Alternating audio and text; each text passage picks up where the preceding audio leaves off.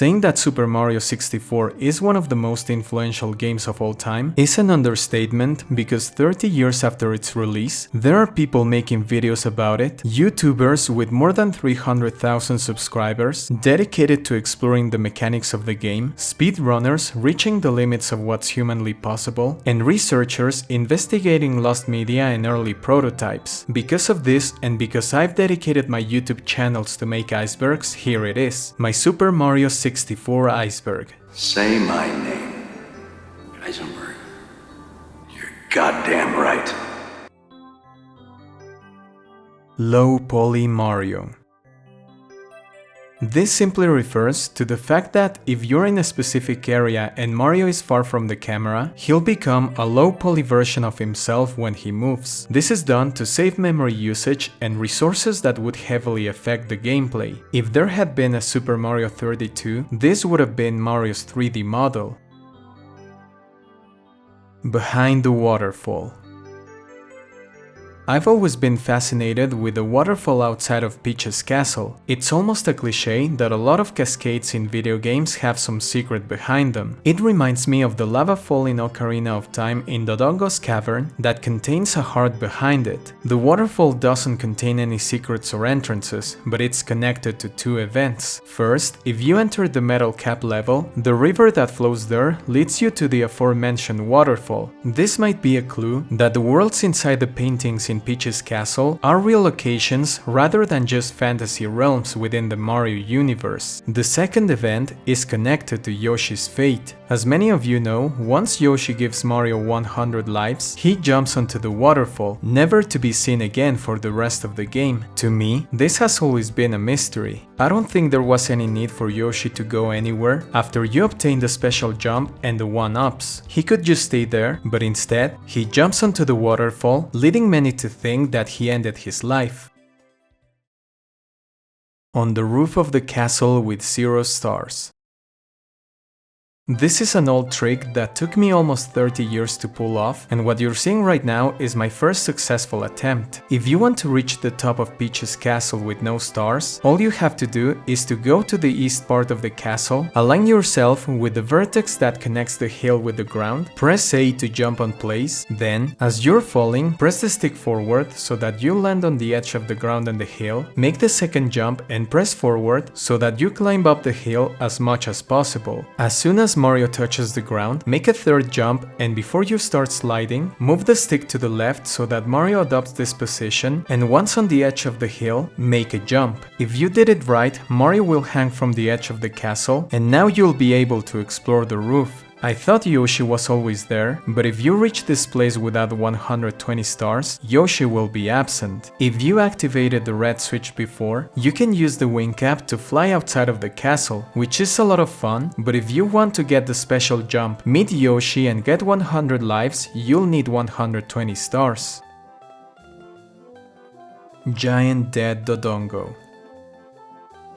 The Alice Real sign at Peach's courtyard in Super Mario 64 isn't the only game where it shows up. 3 years after the release of Super Mario 64, we would see this sign reused in Dodongo's cavern in Ocarina of Time, but this time, the player would be able to read what it says. Giant Dead Dodongo. When it says red, a new way to go will open. This, of course, isn't the message on the sign. It's only information used in the context of Ocarina of Time to open the giant Dodongo's mouth, so the mystery remains. Is that really you? Mario, is that really you? Refers to a typo in Yoshi's dialogue. However, that's not the only typo or mistake in the game. If you read one of the signposts on the floating island in Bob-omb's battlefield, it says, use the control stick to guide Mario, pull back to fly up. In Cool Cool Mountain, if you speak to the head of the snowman, he'll say, have you run into any headhunters lately? Let me know if you've spotted any mistakes like that in Super Mario 64. Mario's health and oxygen use the same meter. If you've ever played Conker's Bad Fur Day, you may remember that Conker has two separate meters, one for health represented by chocolate and another one for oxygen represented by his own face. However, this works differently in Super Mario 64, where both Mario's health and oxygen are shown using the same pie chart. I can't think of another game where something like this happens, but as you may know, it has its benefits. If Mario is close to dying, you can simply jump into any deep body of water and there you go, full health. I know the main danger in this game comes from falling off platforms, but I've used this technique a couple of times to keep Mario from losing a life. If you're in Snowman's Land, be careful, because instead of healing you, the water actually damages Mario because of the stage's freezing temperatures. Lucky to skip. If you like watching Super Mario 64 speedruns, I'm sure you've seen this before. At the beginning of the game, as soon as you step on the bridge that leads to Peach's castle, Lakitu would talk to you. Nonetheless, speedrunners discovered that if you step on the very edge of the bridge, you can skip said cutscene. This happens because the trigger box doesn't cover the outer edges of the bridge entirely. This only saves a couple of seconds in a speedrun, but even a fraction of a second counts. Distorted Boo's Laugh. In Big Boo's Hunt, players have reported an unusual low-pitched version of the Boo's laugh. I entered the level and stayed there for around 15 minutes, but I didn't hear anything. I've checked videos on YouTube and some of them have something in common. The low-pitched laugh happens as soon as they enter the house.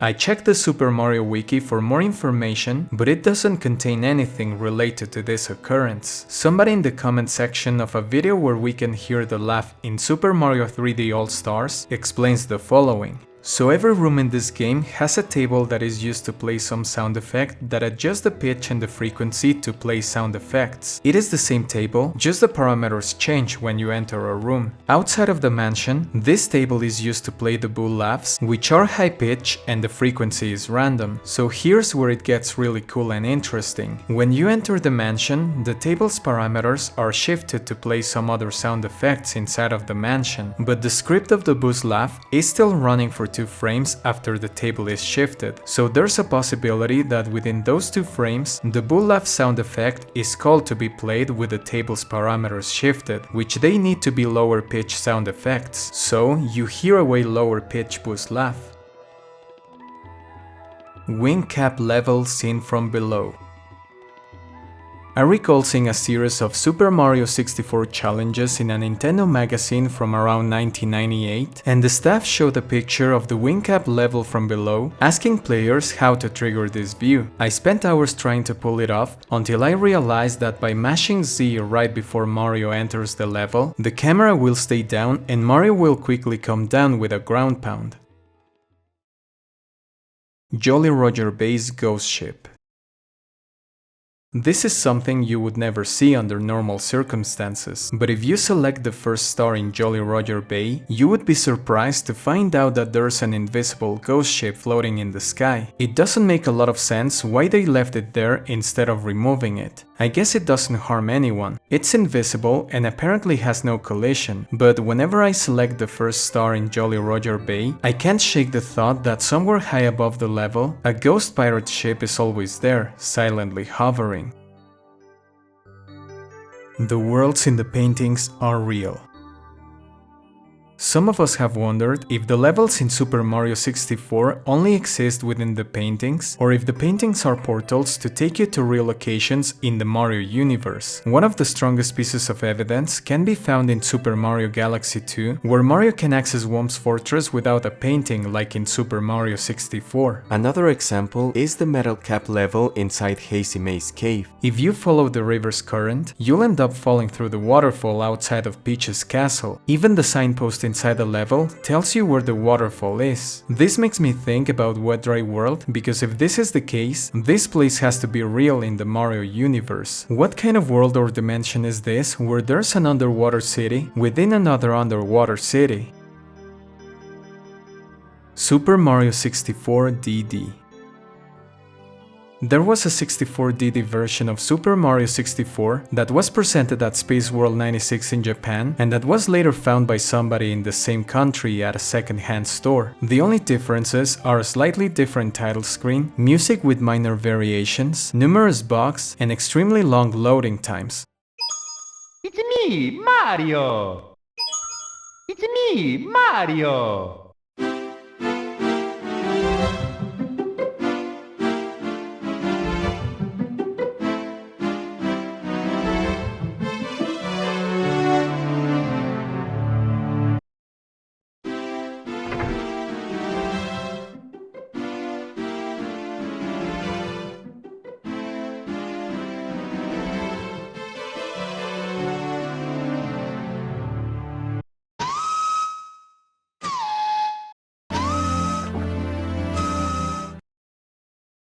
Mario's indefinite invincibility.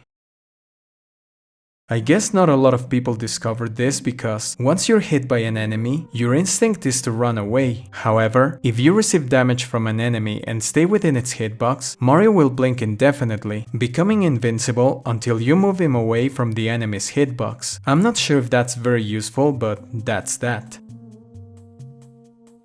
Metal Mario's reflection. We have reflective textures in Super Mario 64, such as, well, the mirror in the room that leads to Snowman's Land. You may think that Metal Mario works in a similar way, reflecting Mario's surroundings, but you would be wrong. What you're actually seeing is a distorted image of somebody's garden. Super Mario 64 Skyboxes. When it comes to video games, especially the ones I played as a child, I always wondered what lay beyond the boundaries of what you could explore, and Skyboxes gave us a glimpse. The skybox outside of Peach's castle, Bob-omb Battlefield, Tall Mountain, Dire Docks, and Tiny Huge Island show a blue sky with clouds, but also some islands in the horizon. Whomp's Fortress, Tower of the Wing Cap, Rainbow Ride, and the Secret Aquarium feature the same skybox, a blue sky with lots of clouds. Shifting Sandland has a unique skybox. We can see that the sky has different shades of blue, is more cloudy, and far away we can see a set of pyramids that resemble the Giza pyramids in Egypt. It's hard to see what the rest of the skybox in Jolly Roger Bay looks like, but the sky gives me a vibe of an early cold morning. In Cool Mountain and Snowman's Land, we can see a pinkish sky with blue mountains covered in snow, although it looks bluish rather than white. So far, nothing too out of the ordinary, except it's not very common to see light blue mountains unless they're icebergs. Big Boo's Hunt has a creepy skybox filled with dead trees. It's not really that weird, considering it's in a level with ghosts and creepy creatures, but here's where it starts getting weird. Bowser in the Sky looks like a distorted sunset, but I don't think it's as weird as the next ones. Bowser in the Fire Sea and Lethal Lava Land share the same skybox, a fiery black, red and yellow sky that I don't doubt we would see on another planet somewhere in the universe, even though it's probably another distorted picture of an ordinary sky. Bowser in the Dark World is weirder. The skybox looks like a dark cavern with green stalagmites and stalactites and other weird shapes that don't give you a clue of where you are or what's going on. What can I say about Wet Dry World? I'll talk about its skybox and way more deeper in the Iceberg. Mist in Jolly Roger Bay. The mist in Jolly Roger Bay is a mystery because it only appears in the first star of the level. Once you select a different star, the mist will be gone even if you go back to the first star, meaning that it has more to do with collecting the first star and not necessarily selecting it. I used a cheat code that allows you to select other stars without completing them first, and the mist wasn't gone. I wonder in what way the first star is connected to the mist, but if you know the answer, let me know in the comment section. The princess's secret slide doesn't fit in the castle. The Vanish Cap level takes place under the moat of the castle, the Wing Cap level above the castle, and the Metal Cap level behind the waterfall if we consider we exit through it. It's not really that hard to picture the existence of these places inside the castle and its surroundings, considering how we enter or exit these levels. However, there's one place that to me makes less sense than others in the game, the Princess's Secret Slide. First of all, the castle doesn't seem to have enough space for the long slide that Mario Mario goes down to collect 2 of the secret stars of the castle. I know, it's a game. It's as if somebody wondered why houses in old Pokemon games are tiny from the outside but big from the inside. That said, I would have placed the slide level on the ground floor instead of the second. Strange face in the ending screen. If there is something as strange as Wet Dry World and its skybox, it has to be the image shown at the very end of Super Mario 64. Bowser is defeated, Mario collects all the power stars, and Peach invites him for some cake. Then we see a cutscene of Mario, Peach and the Toads waving, and everything seems perfect. You would expect that to be the final screen, but instead, we get this. Is it pareidolia, or is that the weirdest Yoshi picture I've ever seen in my entire life? Most probably it's pareidolia because it could be just a decoration, and also I don't think Yoshi has those thick eyebrows or that kind of expression, like he's seen something he shouldn't have. Secret location. If I showed you this picture, would you be able to tell me where it is? This is the same question I found in a Super Mario 64 challenge in a Nintendo magazine from the 90s. It's not a ROM hack and I didn't use any cheating devices. Anyone with a Super Mario 64 cartridge can do it, but it's quite tricky. As you can see, this place is located in the Princess's Secret slide level. If getting to the castle's roof was a challenge, let me tell you that getting to this location is probably like 20 times harder. I couldn't find a consistent setup, but my advice is to bounce on this spot so that Mario ends up facing the camera. As you're approaching the very start of the slide's guardrail, jump to leave the slide and then jump in this direction. Ideally, you would press B to dive toward the platform, but in my case, I ended up kicking the air, a technique that barely got me there. It's very challenging, but for some odd reason, very satisfying. Disappearing coins during Bowser's defeat. Every time you defeat Bowser in Bowser in the Dark World and Bowser in the Fire Sea, you can see a bunch of coins for a brief moment when he drops the key before suddenly disappearing. There's a reason for this because in the Shoshinkai 95 demo, we can see Mario defeating Bowser, but instead of dropping a key, he leaves a bunch of coins and a star. These leftovers suggest Nintendo originally planned to keep this idea much later into development, but ultimately decided against it. It's strange that Nintendo didn't remove the coins entirely, so it could have been just an oversight. Lifeless Mario inside a cannon.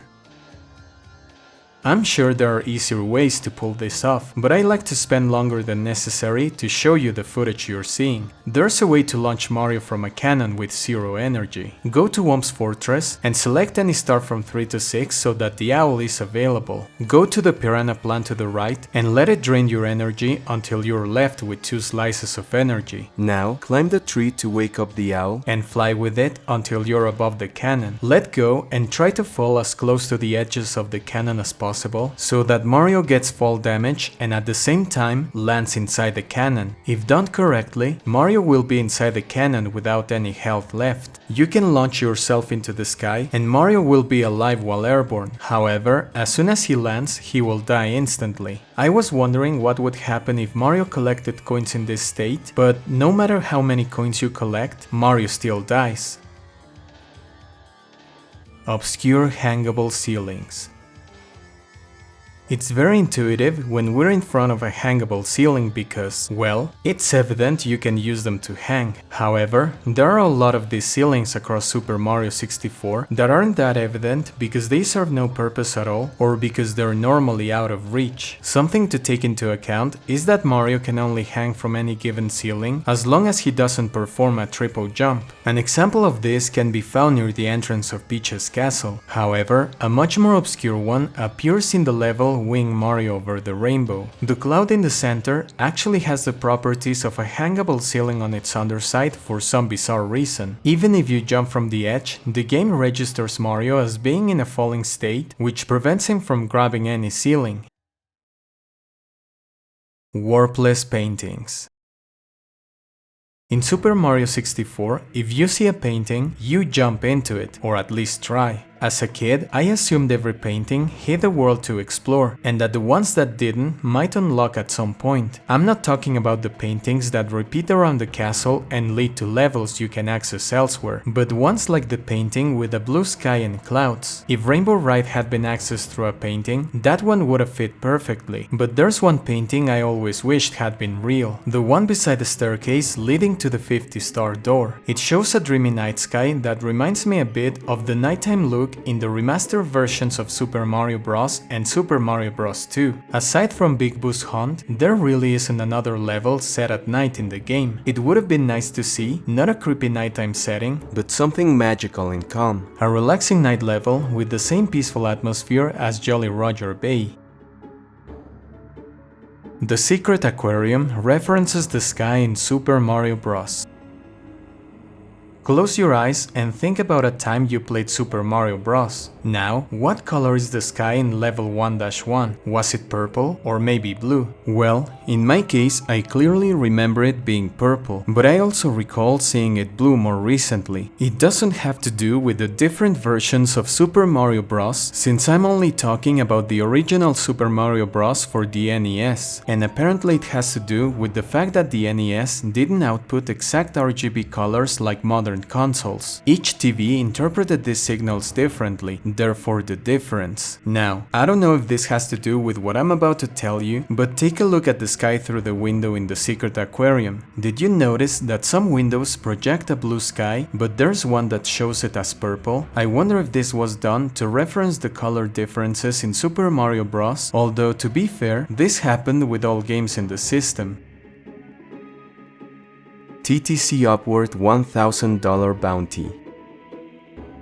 This speedrunning went viral, and for very good reasons. Speedrunner Dota Teabag was streaming a run of Super Mario 64 in TikTok Clock, where Mario is seen jumping on the spinning platforms where you collect the red coins. When completely out of the blue, he's launched upward for no apparent reason. Given how strange it was, some people suggested that a cosmic ray might have hit the console, causing Mario to warp straight up. This fact is both unlikely and unconfirmed, but it's true that ionizing particles can strike sensitive devices such as microprocessors, a phenomenon known as a single event upset. In fact, a scheduled flight from Singapore to Australia made an emergency landing after the aircraft's computer issued uncommanded pitch-down maneuvers, which were suspected to have been caused by a single event upset. These high-energy particles can cause what is known as a bit flip. Depending on what a specific bit represents, changing from 0 to 1 can manifest in different ways. In Super Mario 64, Panecook 2012, an expert in Super Mario 64 mechanics, changed the heights leading byte from C5 to C4, and the result is extremely similar to Dota Teabag's speedrun. However, a single event upset is not the only thing that can flip a bit. In fact, it's the most unlikely among several. This is where Occam's razor comes into play, as the simplest explanation is generally the correct one. In this case, the simplest explanation could be a power supply fluctuation. If you pay attention, you can hear what appears to be construction works around Dota Teabag's house.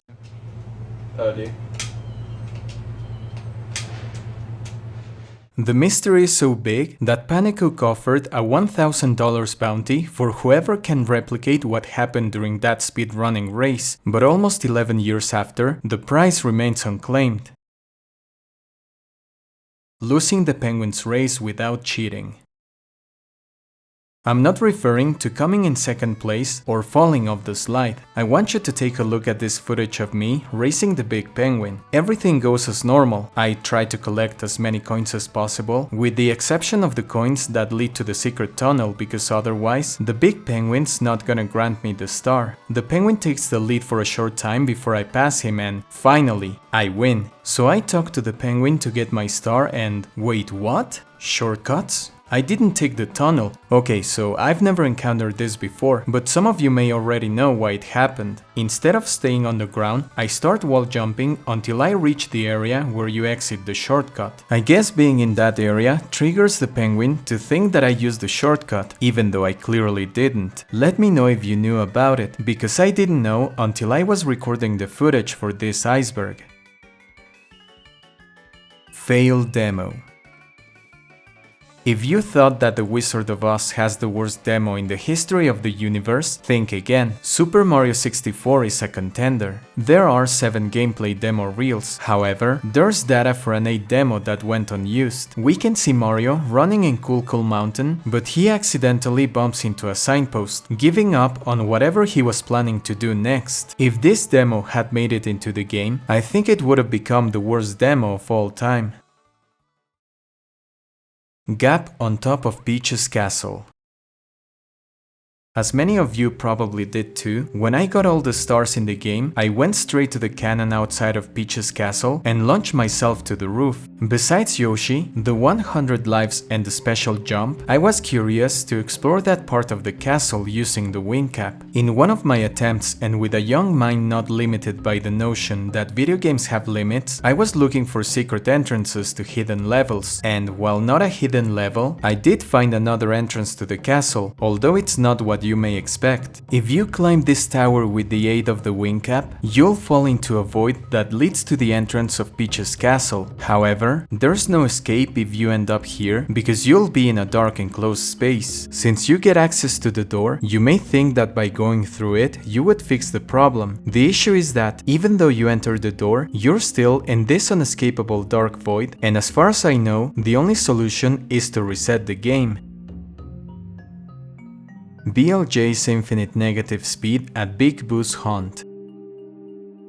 One of the most useful glitches in Super Mario 64 is the backwards long jump, or BLJ, no matter if you're a casual player or a speedrunner. If you don't feel like collecting a lot of stars to reach the top part of the castle, you can perform a BLJ on the staircase that leads to the 50-star door, or on the infinite staircase behind the 70-star door to reach Bowser in the sky without having 70 stars. When you perform a normal long jump, Mario reaches a certain speed, capped at 48. However, the game doesn't have a limit for negative speed. You can perform a BLJ basically anywhere by first doing a long jump, then pulling the stick back and pressing A to jump as soon as Mario lands on the floor. Nonetheless, the BLJ that allows you to reach negative speed can only be done on specific surfaces. For example, certain stairs allow Mario to perform multiple jumps as he lands on every step. It can be very tricky because the more successful BLJs you get, the faster you'll need to press A to build Mario's negative speed up. However, there's a spot where negative speed can accumulate to such an extreme that it overwhelms the Nintendo 64's capabilities, launching Mario at superluminal speed and sometimes crashing the game. That spot is the elevator in Big Boo's Haunt. I suspect the large number of BLJs you can perform there is tied to the elevator's upward movement, which lets Mario land more quickly between jumps and therefore chain them together much faster. As you can see, I ended up somewhere far away from the map, as the only thing you can see is the skybox, with the level nowhere to be seen. Let me know in the comment section if you've successfully pulled off a backwards long jump.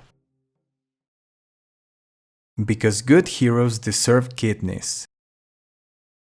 Back in the day, people used to send letters to Nintendo asking what the sign on the power statue said, for example, and someone at the company would reply. Eleanor, also known as Because Good Heroes Deserve Kidneys on Tumblr, said that her husband emailed Nintendo a couple of questions regarding Super Mario 64. Years ago, my husband sent an email to Nintendo asking them a bunch of questions about Mario 64, stuff like how do bob-ombs reproduce and who does the second baby penguin belong to and that. I bring it up because one of the 50-odd questions asked was, why is there no furniture in Princess Peach's castle? Nintendo of Europe answered every question, so I can canonically tell you that Princess Peach is so rich that she owns 2 castles, one for furniture and one for all her artwork. In case you're wondering, the answer to the other 2 are through a mixture of gunpowder and love and no one. It is its own penguin. I thought that bob-ombs were manufactured, but apparently gunpowder and love are essential to their existence. Also, I thought that the other baby penguin was the son of the racing penguin, but Nintendo has the last word. It is its own penguin. Mario's unused animations. Mario has a wide range of moves that he can perform in many situations. Nonetheless, there are some that didn't make the final cut. Take a look.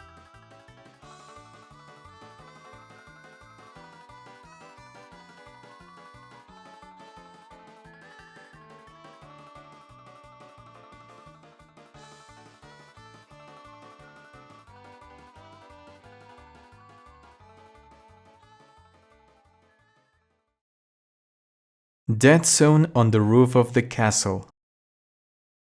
This is a short one, but a very bizarre thing you can do. Go to the roof of the castle and grab this edge as close to the right as possible. You may need to repeat this process multiple times so you don't risk falling, but every time you do, you get closer and closer to the right. For some reason, if you go too far, Mario will climb, lose his hat, and die as evidenced by Bowser's laugh. I guess this happens because Mario steps out of bounds, and maybe the game registers Mario stepping on the bottom of the stage, but the mystery is where his hat went. Ancient civilization in wet dry world. Civilizations rise and fall, some may last centuries, other millennia, voices drowned by the passage of time, shattered dreams unknown to whoever steps on their ancient ruins. When I think about wet dry world, I think about all those ancient civilizations that perished and that potentially remain undiscovered up to this day. Whether or not the legendary city of Atlantis was real, stories of sunken cities have surfaced across cultures all over the world. In the context of Super Mario 64, wet dry world resembles the remnants of an ancient civilization forced to abandon its city, most likely in the face of an impending water-related catastrophe. Evidence of this can be seen in the state of the buildings, given that if a massive tsunami had crashed into the city, we would see the place reduced to nothing. Maybe the flooding was gradual, and it gave its inhabitants a chance to escape and settle somewhere else. Perhaps the civilization that escaped ended up building the houses in the skybox of wet dry world. Well, probably nobody on the team behind Super Mario 64 thought about it that deeply, but some fans, including myself, love to overthink simple things related to video games. The underground city doesn't seem to be ancient, at least from a modern perspective. The Mario universe could very well take place in the far future, but I don't think that's ever been mentioned. In fact, some people have claimed that the town originates in some assets from an early build of Ocarina of Time, more precisely shown in this picture from January 1997.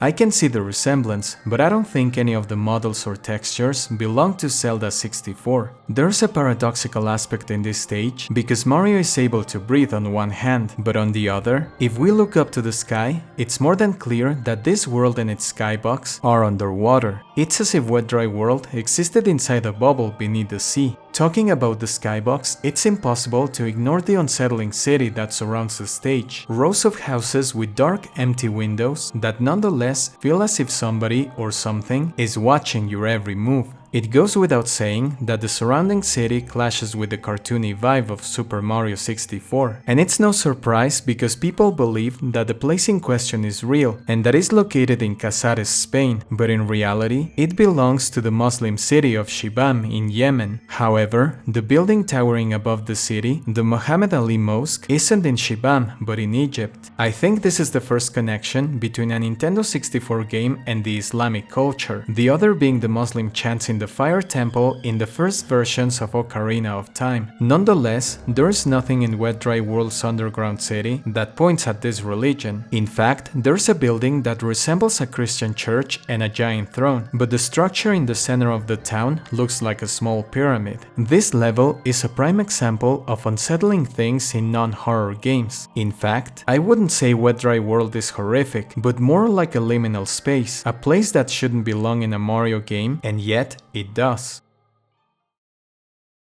Super Mario 64 Beta. I remember browsing through this magazine back when I was playing Super Mario 64 and I saw this picture. I was like, wait, this is not in the game. Where is it? Why does the penguin look different? What is this level? Back then, I didn't know that video games could have early prototypes that differ from their final versions. I finally understood where that image came from. Before we talk about the Shoshinkai 95 version of Super Mario 64, we need to understand that even earlier footage of the game exists, which was given to visitors at the Shoshinkai 95 trade show in the form of VHS tapes. In that VHS, there are 3 builds that predate the one playable at Shoshinkai 95. The first one is known as the Power build because Mario's health meter has that word written. The second is known as POW, and the third is a later version of the POW build. Besides this, none of them are that different from the Shoshinkai version except for footage of a level that is nowhere to be found in the final version in any shape shape or form. I'll talk about it deeper in the Iceberg. Something small but different are Bowser's eyes, since in the Shoshinkai version as well as in the final, Bowser's eyes are red, but in these earlier builds, his eyes are blue. This videotape was recorded 1 month before the Shoshinkai 95 event, but now let's move on to the build that was playable at that event. Super Mario 64 was first playable at Shoshinkai 1995, a trade show hosted by Nintendo from November 22 to November 24, 1995 in Chiba, Japan. This build is more similar to the B-roll footage rather than the final version. The life star and coin counter had a cartoony look instead of the downscale 3D renders. We can also see Mario running with a slightly different animation, more comical I would say. Instead of having a stained glass of Princess Peach, it has what appears to be a windrose. The inside of the castle was a bit different. Instead of a staircase, Mario needed to climb on platforms to reach the center door, but instead of leading you to the next floor, it took you to the hallway where the Bowser painting turns into Peach as you approach it. Instead of entering Bowser in the Dark World, it would take you directly to the Bowser fight. Once defeated, Bowser drops a star and a bunch of coins instead of the key, as I mentioned in a previous Iceberg entry. The door that takes you to Whomp's fortress instead has a painting of Lethal Lava Land. The level has a slightly different layout, but we can already see elements that were present in the final version, such as the red coin Bowser puzzle. Bullies had a single spike on their head instead of having 2 horns, basically recolored chili bullies. The early version of Cool Cool Mountain is located on the left door where Bob-omb Battlefield is, and it also contains a slide that is not the one where you race against the big penguin, but that of Tall Tall Mountain, although way longer. This is the level where the picture from the magazine I showed you at the beginning of the entry came from. We can see that the penguin had a different design, and also the stars looked way less polished. The room that contains the Jolly Roger Bay level has a painting that takes you to an early build of Dire Dire Docks. This stage has underwater mines, something we didn't see anywhere in the final version. Also, the theme for this level in Jolly Roger Bay sounds a bit different. Take a listen. The stage restart the game was said to be 50% complete, and that perhaps explained why the levels were more sparse, and there wasn't any levels where you were panicked with the amount of enemies or terrible jumps that you had to. Finally, the door that takes you to Whomp's fortress is located where Cool Cool Mountain is. The layout looks very similar, but a lot of textures are different. One of the most infamous elements about this build is Mario's voice. I don't need to describe it, just take a listen.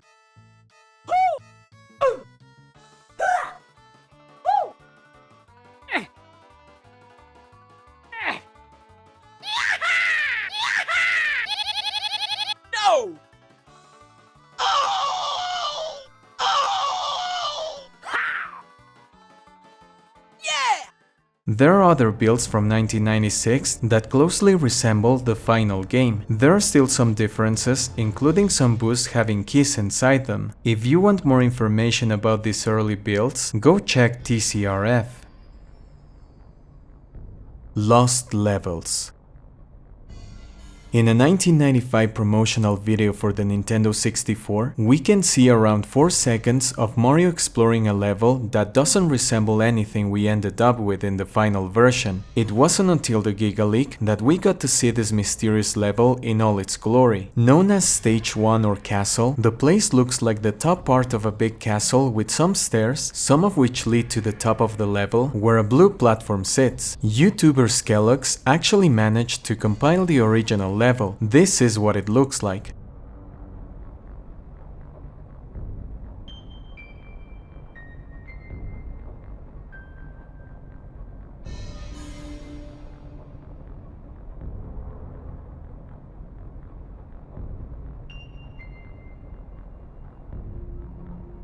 Stage 2 or Athletic is another unused level, although it looks more like a typical test level. For some reason, the area surrounding the level is made up of lava. Stage 3 or Dungeon is another unused map that shows some paintings on the wall. Not paintings with frames, but basically the whole wall painted.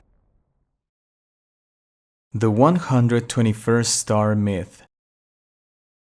Some years ago, SwankyBox released a video called Why Obtaining the 121st Star in Super Mario 64 Will Be the Hardest Challenge Yet. In this video, he explained that at the center of the internal slide in Cool Cool Mountain, a 121st star was found in the game's data. He reported the presence of other objects in this part of the level that, due to not working properly, were invisible during normal gameplay, same as the star in question. SwankyBox made the star appear, but it was impossible to touch it. This video gained a lot of attention as expected. However, it only took a week for SwankyBox to release a related video called How Super Mario 64's 121st Star Fooled Me. It's worth noting that he didn't intend to fool his audience into believing in the existence of this star because everything he showed in the video was real. The only problem is that the foundation in which he based everything he did was flawed. He used a Super Mario 64 level editor called Toadstool, an old editor that could display dummy data by failing to know when to stop analyzing a specific set of objects. One of these objects, as you may expect, was the fake 121st star. For about a week, a lot of people believed that the star was real, but the harsh reality is that Super Mario 64 only has 120 stars.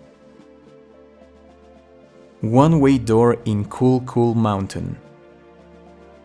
I think this is the only door in the entire game you can exit but never come back. I'm referring to the cabin door in Cool Cool Mountain. Whenever I exit, there's something that makes me wanna go back, but not being able to go through was always frustrating. If you try, you'll realize that this space acts like a wall because you don't see Mario touching the door. This is because indeed there's a big barrier that prevents you from opening the door. The door is fully functional, and by removing this obstacle by hacking the game, you can indeed go back inside the cabin. The mother penguin's position can be manipulated by rescuing her baby and then grabbing it after she gives you the star. If you position her more or less on this spot, you can clip through the wall if you get between it and her hitbox. You would expect Mario to go back inside the cabin, but instead, Mario will fall to his death. The thing with going through doors is that Mario needs to be in a walking position. He would still go through the door inside the cabin, but the problem is that the cabin's inside is a different area from the main level, and therefore it has to load. In order to load, Mario has to walk through the area designed for the door. I tried to clip through the wall with the mother penguin, but I would always fall to my death because Mario is in freefall. However, in 2024, AlexPalix1 posted a video performing the clip, managing to make Mario walk instead of falling. This happens due to how Mario's turning around action is coded. When Mario lands between the door and the mother penguin, we can see him turning around before clipping through the door. The turning around animation expects Mario to perform the walking animation right after. Once Mario lands on the door's hitbox by walking, the game transitions into the inside of the cabin. This discovery took 28 years, but finally, the unopenable door has finally been cracked.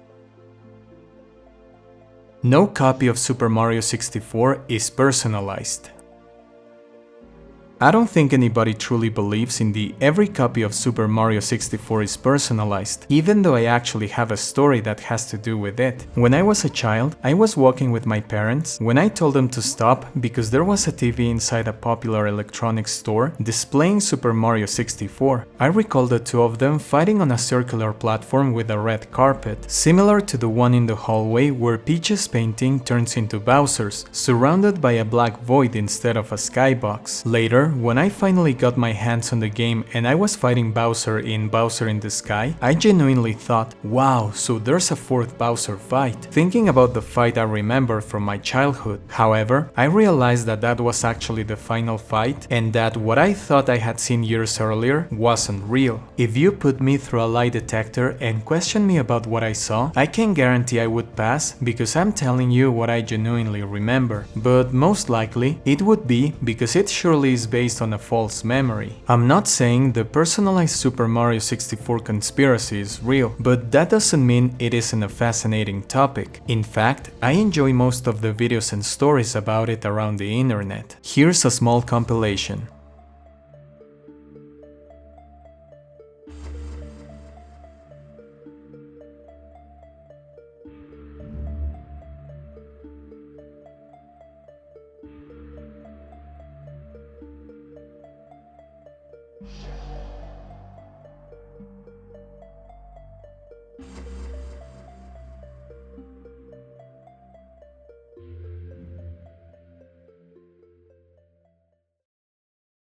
Luigi was real at Shoshinkai 95 and the L is real prophecy.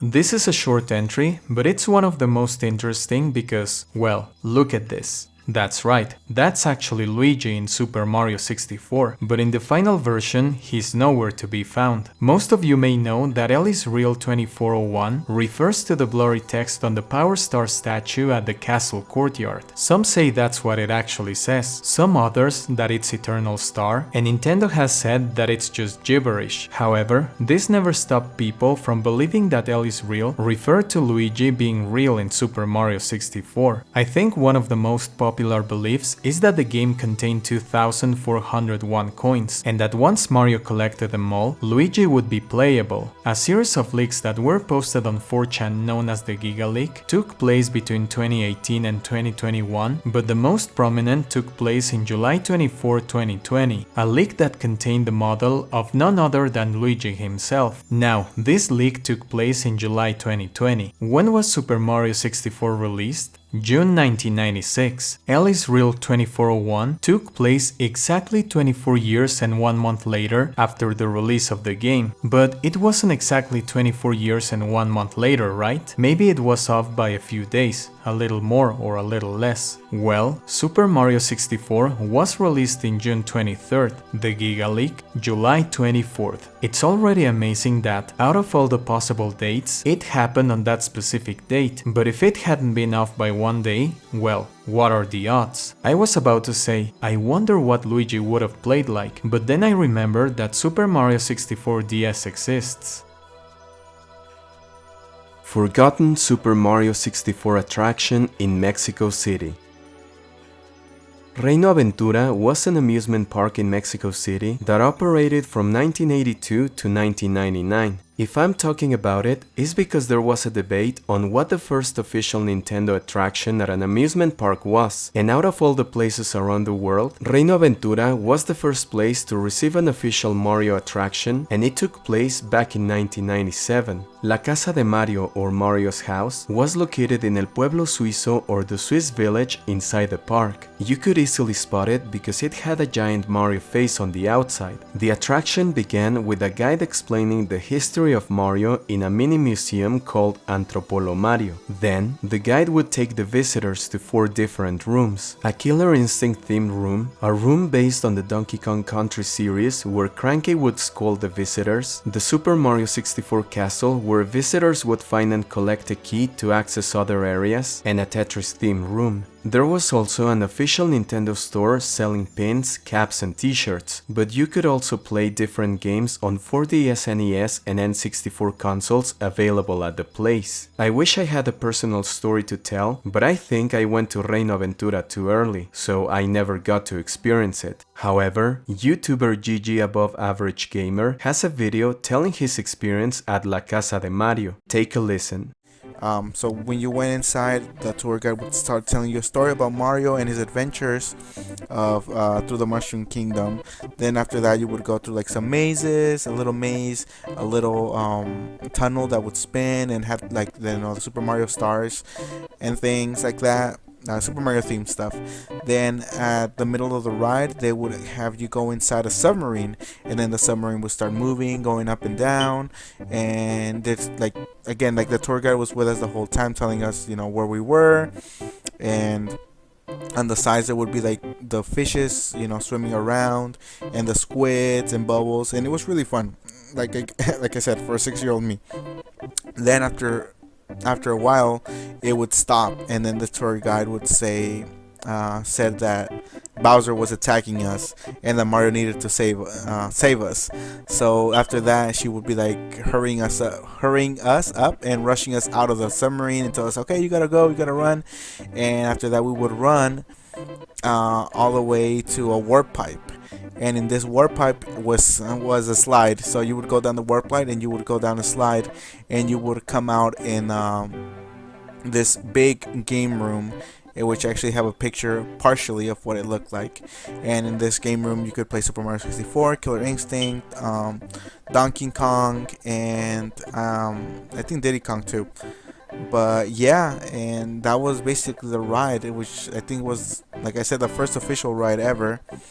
And I was actually able to experience it the last year it was actually opened. If anybody has any information, pictures or footage of La Casa de Mario, please let me know in the comment section because, as you can see, the existence of this place was poorly documented. Super Mario 64 Big Star Secret. The early days of YouTube, when you could rate videos with stars, post video responses, and there were no ads on the platform. Well, around 2009, I was reliving the good old days with Super Mario 64 and of course, I wanted to know its secrets, so I went online and I started watching a lot of videos about it, and I very vividly remember this video with Mario in a black and blue outfit exploring Peach's courtyard, cutting to some Windows Movie Maker text explaining something about the Power Star statue, while creepy music played in the background. It was a very suspicious video, but I kept watching out of curiosity. At the end of the gameplay footage, I remember the music going silent, and don't worry, I'm not gonna scare you if you already know what I'm talking about, but then I experienced one of the worst jump scares of my life. Many years went by since that time, but in the same way I'm thinking right now, where's that song that I heard at a clothing store back in 1998 or 1999? True story, by the way. I thought, I remember that Mario jump scare video, so I went online a couple of years ago just to find out that it had become lost media. I don't know why precisely, but that realization made me feel sad. Maybe it was the fact that I wanted to access a random moment of my past, a truly happy time in my life, just to realize that it was completely inaccessible. I even checked my old hard drive to see if I had the video because I used to download videos back then, but it was nowhere to be found. It was then when reality hit me, when you know you had something and lost it for good, something coveted by people like me who experienced Super Mario 64 as well as YouTube in its infancy. The case gained attention thanks to YouTuber Mahvl, who posted a video in August 24, 2020 sharing his experience as a 9-year-old looking for Super Mario 64 DS videos, but ending up watching the video in this entry. Mahvl joined the Lost Media Wiki Discord where he described the situation. Shortly after, he got a message from Dykate, the founder of the wiki. He sent him a link to a Reddit post, and from that moment on, he realized he wasn't alone. For example, in 2015, a user called So Cool Logos on the Screamer forums asked if anyone remembers said video. As expected, some users did remember a lot of the details: a black and blue Mario, something about unlocking Luigi, and the Screamer part at the end. In 2017, somebody called the wiki user 123 replied. He even provided a link to a reaction video he had found, but sadly, the reaction video was privated when this post was discovered. Lots of people had asked the same question years prior. A user by the name of Chili Pepper Rhythm said he actually got in touch with the original uploader, a user by the name of LotusMan14. He asked about the video, but according to him, the user had removed it because of copyright issues. However, the name wasn't LotusMan14 but LotusMan17 because somebody in the search found a screenshot of the YouTube video on the Wayback Machine. The title? Super Mario 64 Big Star Secret. The video wasn't available anymore, but the page contained an important piece of information, a video response. Back then, people could watch a video, make a video response about it, and post it on the original video's watch page for that user and everyone else to see. The quality was extremely low, but you could tell that Mario was there, as well as the infamous screamer showed at the end of the video, therefore confirming that it was real and not a collective false memory. Let's take into account that this is not the video that the wiki user 123 was talking about, because, unlike it, this video response has always been available on YouTube. The video provided by the wiki user 123 on the Screamer forums was still missing. However, Dykate managed to contact LotusMan17, who later joined the Discord and answered all the questions from the search group. He said that the video was made with Windows Movie Maker, that he made the video out of boredom, and that he recorded the footage with a Motorola Razr flip phone, and that the way the castle in Mario looked was because he used a tool called Toadstool64, a Super Mario 64 editor. The video got over 700,000 views, but as you can imagine, screamers weren't something that people were eager to watch. Therefore, he got a lot of hate. First, he disabled the comments, but then he deleted the video. Even worse, LotusMan17 confirmed that he didn't have the original video or any of the project files, so it seemed that the search was over for good. Remember the wiki user 123 from the Screamer forums who posted a link to a privated reaction video? Well, a key member of the search by the name of Syndexmon was able to track down the uploader through a collection of all YouTube data. He was contacted and shared the privated video. Compared to the response video, this video's quality was god. Small fragments started surfacing on the internet Thanks to the collective efforts of these researchers. However, all we got was videos of people watching parts of the video. What about the video itself? Here's where Syndexmon plays a key role. He came up with a completely unorthodox method to try to find the video. It didn't rely on the internet, but on people and their old computers. Back then, YouTube used Adobe Flash to play videos. These videos were stored as TMP files in old computers, but as soon as the video ended or the browser was closed, those files would be deleted. Here's where the search becomes unbelievable. According to this, if someone in late 2000 was watching Super Mario 64 Big Star Secret and for some reason forced the computer to shut down or the power went out, there's a chance that the TMP file of that video remained intact. Now, what are the odds of somebody's grandma unplugging their computer while watching Super Mario 64 Big Star Secret? I don't know if 1 in a million or 1 in a billion or a trillion, but one was correct because it happened to one person, Berserker64. He gets in touch with the search team and they get their hands on the hard drive. What happened then? It just so happened that the specific hard drive that Berserker64 had was extremely prone to corruption. And guess what happened? Not only was it corrupted, but it started smoking. The file was beyond salvation. This is where the search went cold, or so it seemed. 4 days later, a guy called Peter was checking his temp folder and he found this.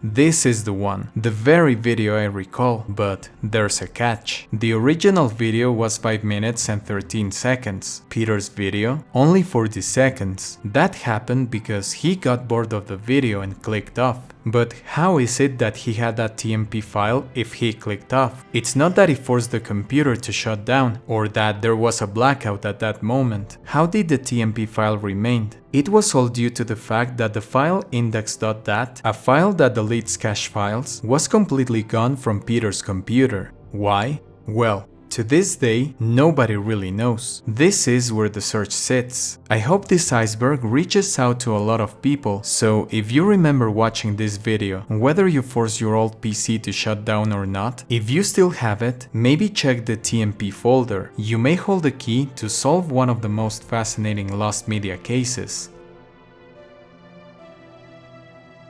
Thank you so much for watching. If you liked this video, please give it a thumbs up, leave a comment if there's something you didn't know, don't forget to subscribe to my channel, and if you're interested in Pokemon, subscribe to EisenBerg as well. See you in the next one.